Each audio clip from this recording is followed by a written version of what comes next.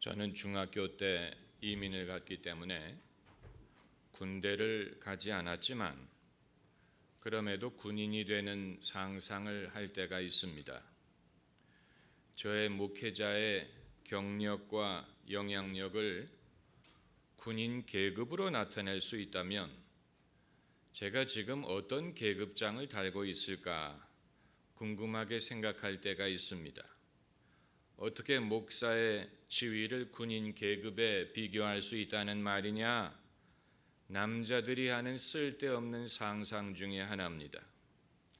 저희 아버님은 육군 소령으로 제대하셨는데 만일 저의 목사로서의 경력이나 기량을 계급으로 표현한다면 저도 적어도 소령은 되지 않았을까? 그리고 교회를 개척하고 14년 목회를 했으니까 대령 정도로 올라가지 않았을까? 그리고 모든 장교의 꿈이 별을 다는 것인데 과연 나는 언제쯤 별을 달 수 있을까? 현재 한국 교계에 어떤 분이 장성급에 해당할까? 이런 생각을 합니다. 부질없는 상상일 수 있지만 장교가 계급이 높아질수록 통솔하는 군인의 숫자가 많듯 하나님이 우리를 크게 쓰실수록 우리의 신앙적인 영향력이 커져서 많은 사람들에게 영향을 끼치는 것이 사실입니다.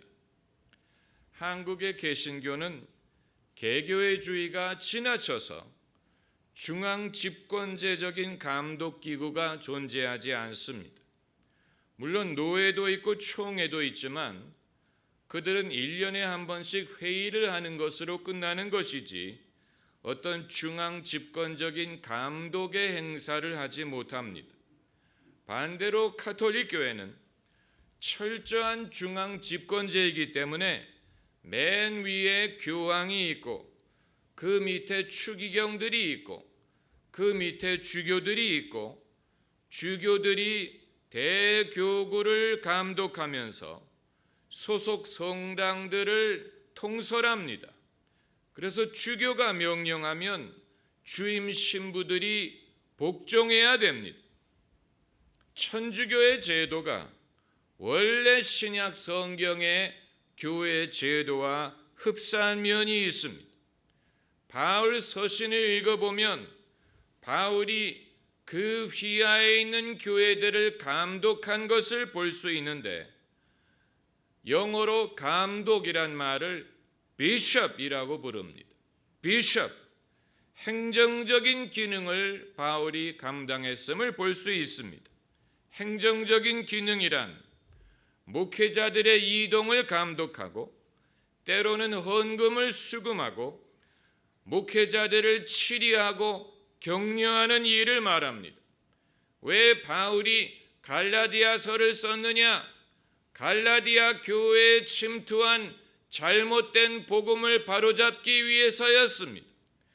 왜 바울이 고린도 전서를 썼느냐? 고린도 교회의 도덕적인 문제와 영적인 문제를 바로잡기 위해서였습니다. 왜 바울이 디모데 전후서를 썼느냐? 젊은 목사 디모데를 지도하고 감독하기 위해서였습니다. 사도 바울은 그야말로 많은 교회들의 아버지요, 지도자요, 어른과 같은 인물이었습니다. 아마 그 당시에 젊은 목사들은 고민이 있으면 사도 바울을 찾아가서 기도를 부탁하고 그의 자문을 구할 수 있었을 것입니다. 바울은 그들의 어른이요 군대의 장성과도 같은 인물이었습니다. 그러나 현재 개신교는 이러한 감독 제도의 전통을 거의 상실했습니다.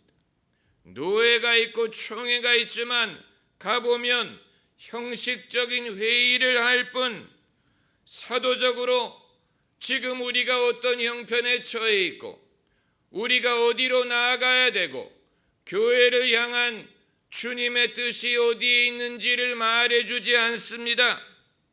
그러면 천주교회는 그런 것을 하고 있느냐? 그런 것 같지 않습니다. 제도가 영적인 결과를 보장해 주는 것이 아니에요. 제도가 있다고 그러한 결과를 기대할 수는 없습니다. 요한계시록을 보면 한 가지 눈에 띄는 것은 성령이 소아시아의 7 교회에게 말씀하시는 것을 볼 수가 있습니다.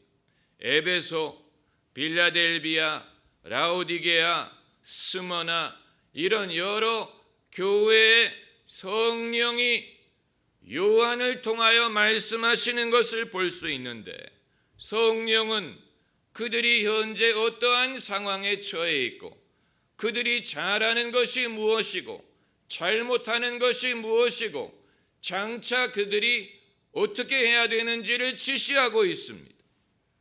성령이 선지자를 통하여 교회를 이처럼 지도하실 수 있다는 것은 놀라운 것인데, 하지만 오늘날 성령께서 대한민국의 교회든 미국의 교회든 유럽 교회든 아프리카 교회에 말씀을 하신다면 그건 꿈과 같은 일일 것이지만 과연 누가 그런 말을 전해줄 수 있을지는 알 수가 없습니다. 영화 지상 최대 작전을 보면 2차 대전 노르만디 작전 시에 적진에 투하한 미군 공수부대 병사가 부대원들과 헤어져서 길을 잃고 첫날 밤을 어느 집구석에 은신하면서 오늘 전투는 누가 이겼을까? I wonder who won. 오늘 전투는 누가 이겼을까? 궁금해하는 장면이 나오는데, 저도 가끔 이 영적 전쟁을 누가 이기고 있을까? 내가 지금 잘하고 있나? 못하고 있나? 전체 상황이 어떻게 돌아가고 있을까? 궁금하게 생각할 때가 있습니다. 물론 예수님이 이 영적 전쟁을 이기실 줄 믿지만 어떻게 이기고 있는지는 알 도리가 없는 것입니다. 전세가 어떻게 돌아가고 있는지 알 수가 없습니다. 왜 교계엔 그런 말을 해줄 사람이 없다는 말인가? 소위 신사도 운동이 일리가 있습니다. 그렇다고 우리가 신사도 운동에 합류한다는 말은 아니지만 오늘날에도 사도와 선지자들이 있어서 주님의 말씀을 교회에 대언할 필요가 있지 않겠느냐? 아마 여러분 중에는 목사님이 좀 그런 일을 해보시지요, 이런 말씀을 하시는 분이 계실지 모르는데, 저는 여러분을 목회하는 것만으로도 버겁습니다. 그리고 그것은 누가 자기 임의로 필요에 따라서 할 수 있는 일이 아니고 주님이 그런 일을 맡기셔야 가능합니다. 그리고 더 중요한 것은 주님을 제외하고는 세상의 어느 누구도 이 영적인 전체 모습을 다 보고 다 알 수 있는 사람이 없다는 사실이, 이것이 중요한 것입니다. 사도 바울이 얼마나 위대한 사도였습니까? 그러나 그는 이방인의 사도였을 뿐이에요. 그의 영역이 제한되어 있었습니다. 그 이후에 주님이 쓰시는 다른 종들이 있었습니다. 베드로는 유대인들의 사도였고 예루살렘 교회의 감독은 예수님의 동생 야고보였고 그 이외에 다른 지역을 맡고 있던 수많은 신실한 종들이 있었습니다. 주님은 어느 한 사람에게 전체를 감독하는 일을 맡기지 않습니다. 그것은 당사자에게 불가능한 일이요, 바람직하지 않은 일이에요. 오늘 본문을 보면 엘리야 선지자가 하나님에게 하소연하는 장면이 나옵니다. 엘리야는 조금 전까지만 해도 갈멜산에서 바알의 선지자 400명과 영적인 대결을 벌이고 하늘에서 불이 떨어지게 하는 시범을 보이고 온 인물이에요. 그런 엘리야가 이세벨의 위협에 두려움을 느끼고 심리적으로 위축이 돼서 로뎀 나무 아래 앉아서 하나님에게 이제 조카오니 나를 취하소서, 그 말은 나를 데려가 달라는 말입니다. 어떤 이들은 엘리야 선지자가 이 조울증을 앓고 있지 않았을까, 한때는 흥분했다가 한때는 우울했다가 그 감정의 기복이 굉장히 심하다, 조울증적인 그런 증상을 보이는 사람이다라고 말까지 하는데, 그가 호렙의 어느 굴 속에 들어가서 하나님의 세미한 음성을 듣습니다. 이것이 그 유명한 하나님의 세미한 음성입니다. The still small voice of God. 하나님의 세미한 음성을 듣는데 하나님이 말씀하시기를 엘리야야 내가 어찌하여 여기 있느냐고 물으시니까 엘리야가 대답하기를 내가 만군의 하나님 여호와를 위하여 열심히 특심하오니 이는 이스라엘 자손이 주님의 언약을 버리고 주의 단을 헐며 칼로 주의 선지자들을 죽였음이오며 오직 나만 남았거늘 저희가 내 생명을 취하려 하나이다. 엘리야가 불의 종일지는 모르지만 이스라엘의 엘리야만 남은 것이 아니에요. 그가 말한 것처럼 오직 나만 남았습니다. 그게 아닙니다. 하나님이 18절에 대답하시기를 내가 이스라엘 가운데 7,000인을 남기리니 700이 아니에요. 7,000명을 남기리니 다 무릎을 바알에게 꿇지 아니하고 다 그 입을 바알에게 맞추지 아니한 자니라. 다시 말하면 이스라엘의 엘리야만 하나님을 섬기는 게 아니고 엘리야가 알지는 못하지만 바알에게 무릎을 꿇지 않은 7,000명이 있다는 얘기입니다. 다만 엘리야가 그 사실을 알지 못했지. 이것이 선지자의 한계입니다. 아무리 영적으로 유능한 사람이라도 전체 모습을 알지 못하고 전체 모습을 보지 못합니다. 고린도전서 13장에 있는 말씀대로 우리가 부분적으로 알고 부분적으로 예언한다고 했습니다. 아무리 많이 아는 사람도 부분적으로 아는 것뿐이고 아무리 선지자의 기름 부음이 많은 사람도 부분적으로만 예언할 뿐이. 여러분 이 사실을 우리가 알아야 돼요. 전체를 보고 전체를 아는 분은 예수님뿐입니다. 그렇기 때문에 오늘날 전 세계 기독교가 어떻게 돌아가고 있는지 우리가 염려할 필요 없습니다. 우리만 잘하면 됩니다. 우리의 몫에 충성하면 됩니다. 아무리 세계 기독교가 잘 돌아가더라도 내가 잘못하고 있다면 내게 유익이 되지 못하는 것입니다. 나머지는 주님이 알아서 하실 것입니다. 우리가 알지 못하는 당신의 종들을 통하여 당신의 일을 하실 것입니다. 이스라엘의 엘리야가 알지 못하는 7,000명의 신실한 종들이 있었던 것과 마찬가지. 대한민국의 교회가 어떻게 돌아가고 있는지 우리가 다 간섭할 수 있는 것이 아닙니다.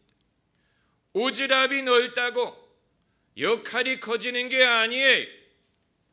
엘리야가 그렇게 강력한 선지자였지만 7,000명의 존재에 대해서 알지 못했던 것과 마찬가지입니다. 오늘날 입만 열면 한국 교회를 운운하고 간섭하는 사람들이 이 사실을 좀 생각해야 됩니다. 본인들이 너무 오지랖이 넓은 게 아닌가 생각을 해봐야 됩니다. 정말로 전체를 보고 말하느냐, 전체를 알고 있느냐, 아니면 부분적으로만 알면서 마치 전체를 보는 것처럼 착각하고 있지 아니하냐. 엘리야 선지자처럼 자기만이 남아있는 것처럼 생각하고 있는 것은 아니냐.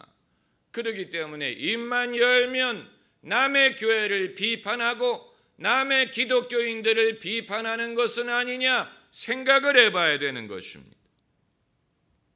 그렇다면 오늘날 기독교는 승리하고 있느냐, 잘하고 있느냐, 전세가 어떻게 돌아가고 있느냐, 남에 대해서 염려하지 말고 여러분 각자가 잘하면 됩니다. 할렐루야. 여러분 각 사람이 이기고 있다면 기독교도 이기고 있는 것입니다. 그게 아니고 여러분이 지고 있다면 기독교도 지고 있는 것입니다. 엘리야가 갈멜산에서 그렇게 위용을 떨쳤지만 로뎀 나무 아래서는 하염없이 약해지지 않았습니까? 어제 승리했더라도 어제의 승리가 오늘의 승리를 보장해 주는 것은 아니에요. 어제 내가 능력이 많았더라도 어제의 능력이 오늘의 능력을 보장해 주는 것은 아닙니다. 오늘은 오늘대로 믿어야 됩니다. 오늘은 오늘대로 충성을 다해야 됩니다. 남에 대해 염려하다가 오늘 내가 넘어질 수가 있습니다. 그렇다고 개인주의를 말하는 것은 아니에요. 우리가 서로에 대해서 관심을 갖고 알아야 되지만, 그러나 나의 승리가 나의 승리로 끝납니까? 그게 아니에요. 내가 승리함으로 내 집이 승리할 수가 있는 것이고, 내가 승리함으로 내 교회가 승리할 수가 있는 것이고, 우리 교회가 승리함으로 이 땅에 기독교 신앙이 승리할 수가 있는 것입니다. 이것을 말씀드리는 것입니다. 모세가 산 위에서 지팡이를 든 두 팔을 들고 있었더니 이스라엘 군대가 아말렉과 싸워 이긴 것과 마찬가지예요. 모세가 믿음을 지켰더니 이스라엘이 승리했습니다. 우리 각 사람이 영적으로 승리하면 전체가 승리할 수가 있는 것입니다. 영국의 성공의 교회는 원래 영국에서 시작한 교단이지만 전 세계에 퍼져 있습니다. 우리나라에도 성공회가 있지 않습니까? 그런데 영국 자체의 성공회 교세는 매년 줄어듭니다. 영국 교회가 줄고 있기 때문에. 그렇다고 성공회 전체의 교세가 줄어드느냐? 그건 아닙니다. 왜냐하면 아프리카의 성공회는 성장하고 있습니다. 그래서 영국의 성공회는 줄어들지만 세계 전체의 성공회는 성장하고 있습니다. 참으로 놀라운 일인데, 아프리카 교회의 부흥이 성공회 전체의 본이 되고 그리고 힘이 되고 있는 것입니다. 우리도 마찬가지. 한국의 기독교가 잘 되기를 바란다면 우리가 잘 믿으면 됩니다. 우리 교회가 잘 믿으면 남들에게 본이 되고 남들에게 힘이 될 것입니다. 여러분 각자의 영적인 부흥이 여러분의 부흥으로 끝나지 않고 주변에 있는 많은 사람들에게 본이 되고 힘이 된다는 사실을 아셔야 됩니다. 사람들이 안 보는 것 같지만 지켜보고 있습니다. 여러분의 신앙에 대하여 관심이 없는 것 같지만 관심을 갖고 지켜보고 있습니다. 아무개가 요즘에 교회 다닌대더라. 걔는 교회 다닐 애가 아닌데 얼마나 가자 보자. 처음에는 그렇게 반응하더라도 시간이 지나도 신앙생활을 하는 것을 보면 그들이 놀랄 것입니다. 정말로 믿음이 있는 모양이다. 정말 예수쟁이가 된 모양이다. 기독교에도 뭔가가 있는 모양이다. 저 친구가 저렇게 믿는 것을 보니까. 중국 베이징에 가면 옥류관이라는 냉면집이 있습니다. 이것은 북한에서 경영하는 식당입니다. 거기 일하는 모든 종업원들이 북한에서 엄선하여 파견한 사람들, 성분이 좋은 북한인들이 수년 전에 저희 아이와 제가 베이징에 갔다가 옥류관에 가게 됐는데, 옥류관은 한국인들 관광 코스에 포함이 되어 있습니다. 그래서 베이징에 간 한국 관광객들이 옥류관을 갑니다. 저희 아이와 제가 옥류관에 가서 음식을 주문하는데 혹시 제로 콜라가 있을까 해서 제로 콜라 있어요 했더니 종업원이 못 알아듣더라고요. 그래서 콜라가 몇 종류 있어요? 그랬더니 2종류 있습니다. 아, 이제 좀 알아듣는구나. 어떤 종류가 있습니까? 큰 콜라와 작은 콜라가 있습니다.